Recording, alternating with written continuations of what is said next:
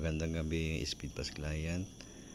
Sa mga area na mga walang signal, pwede na po tayong makatawag gamit yung SIM card natin through Wi-Fi. Sa mga hindi pa po nakakaalam, ganito lang po yung gagawin natin. Punta kayo sa setting,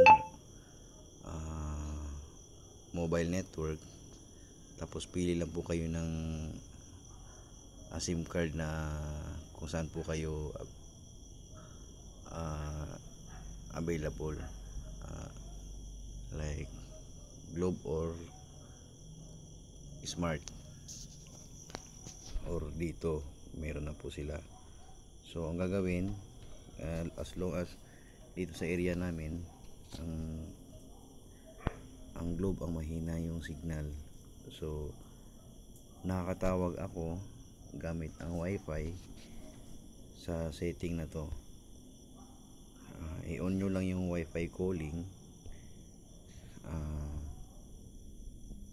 Wi-Fi calling preference, tapos set sa Wi-Fi calling preferred. Ganun lang po. Sa mga sa Smart naman, halos ganun din naman po.